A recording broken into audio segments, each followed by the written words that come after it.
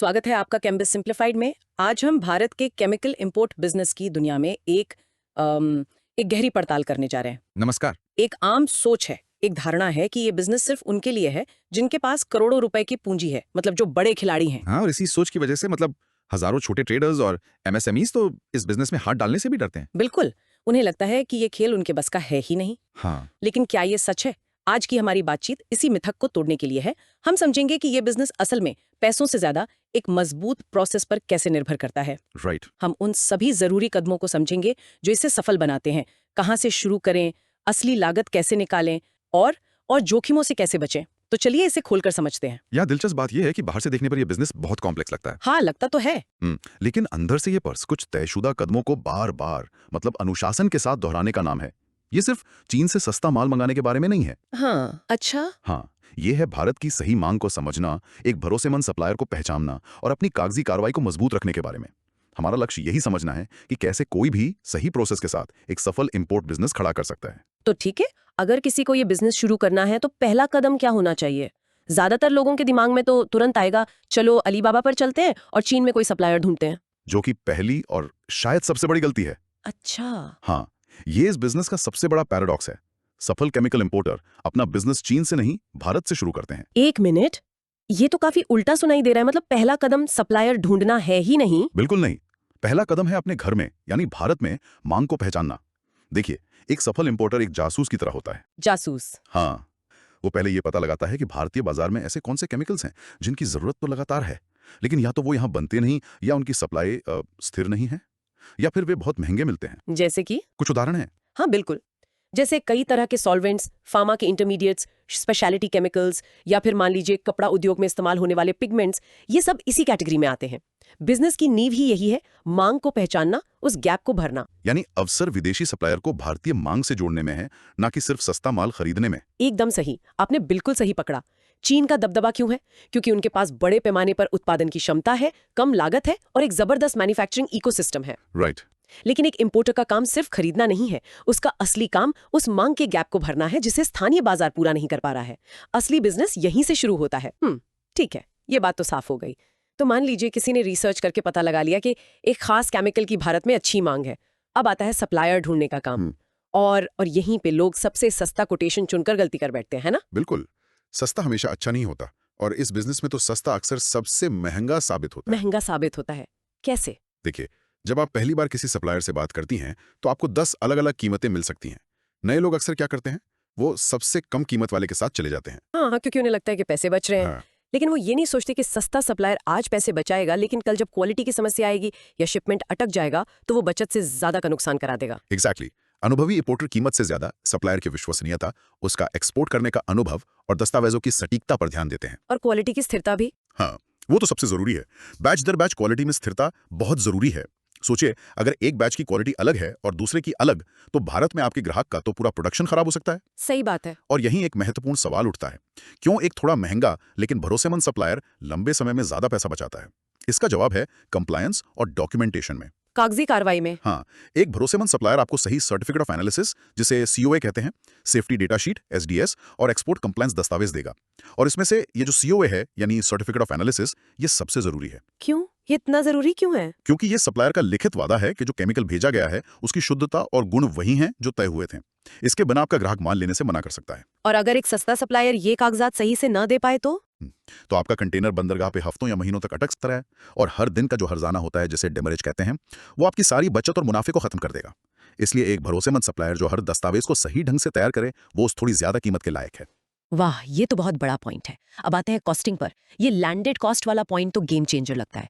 मान लीजिए किसी ने एक केमिकल $100 प्रति किलो के हिसाब से खरीदा, तो क्या वो उसे $110 में बेचकर मुनाफा कमा सकता है? नए लोग तो यही सोचेंगे। और यहीं वे अपना पैसा गवा देते हैं। वो $100 तो सिर्फ एफओबी या सीआईएफ कीमत है। एफओबी मतलब फ्री ऑन बोर्ड? हाँ, फ्री ऑन बोर्ड मतलब सप्लायर के पोर्ट तक की कीमत।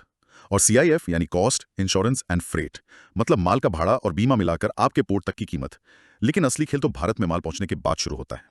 अच्छा, तो उस $100 के ऊपर और क्या क्या जुड़ता है? बहुत कुछ। उस पर कस्टम्स ड्यूटी लगेगी, आईजीएसटी जुड़ेगा, पोर्ट पर रखने वाले शुल्क, आपके कस्टम हाउस एजेंट, सीएचए की फीस। वहां से गोदाम तक का ट्रांसपोर्ट। हाँ, वहां से आपके गोदाम तक का ट्रांसपोर्ट का खर्च और सबसे जरूरी विदेशी मुद्रा की दर में होने वाला उतार चढ़ाव। इन सबको जोड़ने के बाद जो अंतिम कीमत बनती है उसे लैंडेड कॉस्ट कहते हैं। तो हो सकता है कि जो केमिकल $100 में खरीदा था वो गोदाम तक पहुंचते पहुंचते 130 या $140 का हो जाए। आसानी से। एक मिनट, इसका मतलब तो ये हुआ कि असली मुनाफा इस बात पर नहीं है कि आपने माल कितने में खरीदा, बल्कि इस बात पर है कि आपने सारे खर्चे कितने अच्छे से कैलकुलेट किए हैं। बिल्कुल। और यहाँ एक और कॉन्सेप्ट आता है जिसे अनुभवी ट्रेडर्स इस्तेमाल करते हैं। वो क्या है? Replacement cost thinking. इसका मतलब है कि आप अपनी बिक्री की कीमत उस आधार पर तय नहीं करते कि आपने माल कितने में खरीदा था, बल्कि इस आधार पर कि आज अगर आपको वही माल दोबारा मंगाना पड़े तो वो कितने का पड़ेगा। ये तो बहुत बड़ी बात है। मतलब अगर मैंने कोई केमिकल $100 में खरीदा और बेचते समय बाजार में उसकी कीमत बढ़कर 120 हो गई, तो मुझे अपनी सेलिंग प्राइस 120 के हिसाब से तय करनी होगी, $100 के हिसाब से नहीं। एग्जैक्टली, वरना आप नया माल ही नहीं खरीद पाएंगे। ये तो बहुत बड़ी गलती है जो नए लोग करते होंगे। और इसी एक गलती की वजह से कई बिजनेस कुछ ही महीनों में बंद हो जाते हैं। वो अपना मुनाफा तो देखते हैं, लेकिन अपनी वर्किंग कैपिटल को खत्म कर देते हैं। ये एक बहुत बड़ा सबक है। लोग सोचते हैं कि केमिकल का बिजनेस केमिस्ट्री की वजह से जोखिम भरा है, लेकिन आपकी बातों से लग रहा है कि ये बिजनेस असल में पेपर वर्क की गलतियों की वजह से ज्यादा जोखिम भरा है। अगर केमिस्ट्री गलत हुई तो एक बैच खराब होगा, अगर पेपर वर्क गलत हुआ तो पूरा बिजनेस खतरे में पड़ सकता है। कौन कौन से दस्तावेज सबसे जरूरी हैं? Commercial invoice, packing list, bill of lading, certificate of analysis COA, safety data sheet SDS और सही HS कोड। ये सब ऐसे दस्तावेज हैं जिनसे कोई समझौता नहीं हो सकता। हर दस्तावेज का इंच दर इंच सटीक होना जरूरी है। लेकिन क्या एक अच्छा CHA यानी कस्टम हाउस एजेंट इन सब झंझटों से नहीं बचा सकता, या फिर इंपोर्टर को खुद भी इन सब की गहरी समझ होनी चाहिए? एक अच्छा CHA आपके लिए भगवान जैसा है, सही कहा, लेकिन वो भी तभी काम कर सकता है जब आप उसे सही जानकारी और दस्तावेज दें। जैसे HS कोड, जो हर प्रोडक्ट का एक यूनिक कस्टम्स कोड होता है। अगर आपने गलत HS कोड बता दिया तो ड्यूटी की दर बदल सकती है, पेनल्टी लग सकती है और आपका कंटेनर कस्टम्स की जांच में फंस सकता है। इस बिजनेस का मूल मंत्र है केमिस्ट्री से ज्यादा कागजों पर ध्यान दें। अगर आपके दस्तावेज सही हैं तो आधी लड़ाई वहीं जीत ली जाती है। सही बात है, ठीक है। तो सप्लायर सही मिल गया, कॉस्टिंग समझ आ गई, कागज भी मजबूत हो गए, लेकिन इस पूरे खेल में पैसा कैसे घूमता है? क्योंकि यहाँ एक अजीब सी स्थिति बनती है। सप्लायर को एडवांस देना पड़ सकता है और भारत में ग्राहक उधार पर माल मांगता है। आपने बिजनेस की सबसे बड़ी चुनौती को पकड़ लिया, कैश फ्लो मैनेजमेंट। हाँ, देखिए, ये धारणा भी गलत है कि आपको हमेशा 100% एडवांस देना पड़ता है। शुरुआत में ऐसा हो सकता है, लेकिन जैसे जैसे आपका और सप्लायर का भरोसा बढ़ता है वे आपको बेहतर पेमेंट टर्म्स दे सकते हैं। जैसे कि 30% एडवांस और 70% बिल ऑफ लीडिंग की कॉपी पर, या शायद कुछ समय बाद 100% क्रेडिट भी मिल जाए। लेकिन भारत में तो कहानी उल्टी है। यहाँ ग्राहक 30, 60 या 90 दिन का उधार मांगते हैं। यहीं पर तो असली वित्तीय चुनौती आती है ना? बिल्कुल, सप्लायर को पेमेंट करने और ग्राहक से पैसे वसूलने के बीच के समय का प्रबंधन करना। आपकी सारी पूंजी इसी साइकिल में फंस सकती है। तो इसका क्या हल है? और यहीं पर जोखिम मैनेजमेंट यानी रिस्क मैनेजमेंट काम आता है। यही वो चीज है जो एक ट्रेडर को जुआरी से अलग करती है। जुआरी अंदाजा लगाता है, एक स्मार्ट ट्रेडर हिसाब किताब से जोखिम लेता है। वो कैसे? वो शुरुआत में छोटे ट्रायल लॉट्स मंगाता है। वो सिर्फ कंफर्म कस्टमर डिमांड के हिसाब से इंपोर्ट करता है, न कि अंदाजे पर। और वो अस्थिर बाजारों में स्पेक्युलेटिव स्टॉकिंग से बचता है। मतलब वो ये सोचकर माल जमा नहीं करता कि भविष्य में कीमतें बढ़ेंगी, क्योंकि वो गिर भी सकती हैं। चीन का नाम इस बिजनेस में बार बार आता है। वो एक बड़ा खिलाड़ी है, लेकिन क्या वो एकमात्र सोर्स है? नहीं, और यही एक सफल इंपोर्टर की पहचान है। वो कभी भी सिर्फ एक देश या एक सप्लायर पर निर्भर नहीं रहता।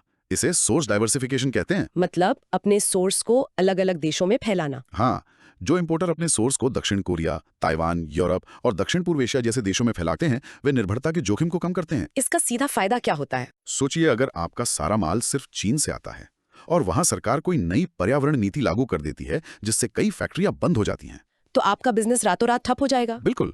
या फिर चीनी नववर्ष के दौरान लगभग 1 महीने के लिए सब कुछ बंद रहता है।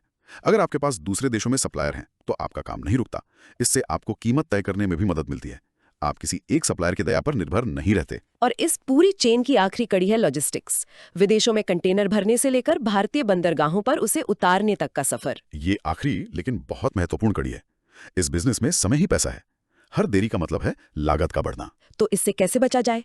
जो इंपोर्टर पोर्ट के काम करने के तरीके, मौसमी भीड़भाड़ और माल ढुलाई के ट्रेंड को समझते हैं, वे अपनी शिपमेंट की योजना बेहतर तरीके से बना सकते हैं। क्या आप इसका कोई उदाहरण दे सकती हैं? जरूर। मैंने देखा है कि दिवाली के आसपास भारतीय बंदरगाहों पर भीड़ बहुत बढ़ जाती है, जिससे क्लियरेंस में देरी होती है।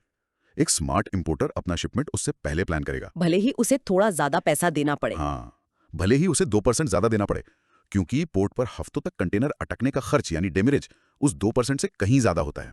कभी कभी सही समय पर इंपोर्ट करना कीमत में थोड़ी छूट पाने से ज्यादा फायदेमंद होता है। ये छोटी छोटी बातें ही बड़ा फर्क पैदा करती हैं। तो आज की इस पूरी चर्चा का सार क्या निकलता है?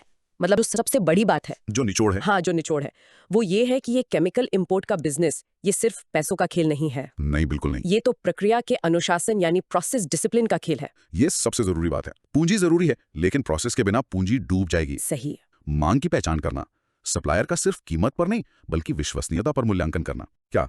लैंडेड कॉस्ट और रिप्लेसमेंट कॉस्ट की गहरी समझ रखना। साफ सुथरे और सटीक दस्तावेज तैयार करना, अपने कैश फ्लो को नियंत्रित करना और जोखिम के प्रति जागरूक रहना। जो इन कदमों में महारत हासिल कर लेते हैं वो बिना कोई फैक्ट्री लगाए एक मजबूत और स्केलेबल बिजनेस खड़ा करते हैं। सही बात है। और ये चर्चा एक महत्वपूर्ण विचार छोड़ जाती है। क्या? किसी भी जटिल दिखने वाले बिजनेस में क्या सफलता का राज अक्सर उस बिजनेस की बाहरी जटिलताओं को समझने में नहीं बल्कि उसकी सबसे बुनियादी प्रक्रिया को बार बार लगातार और अनुशासित तरीके से करने में छिपा होता है। बहुत दिलचस्प सवाल है। इस विषय पर सुनने वालों के क्या विचार हैं? क्या प्रक्रिया का अनुशासन यानी प्रोसेस डिसिप्लिन किसी भी बिजनेस में पूंजी से ज्यादा महत्वपूर्ण हो सकता है? हमें नीचे कमेंट्स में जरूर बताएं। सुनने के लिए बहुत बहुत धन्यवाद।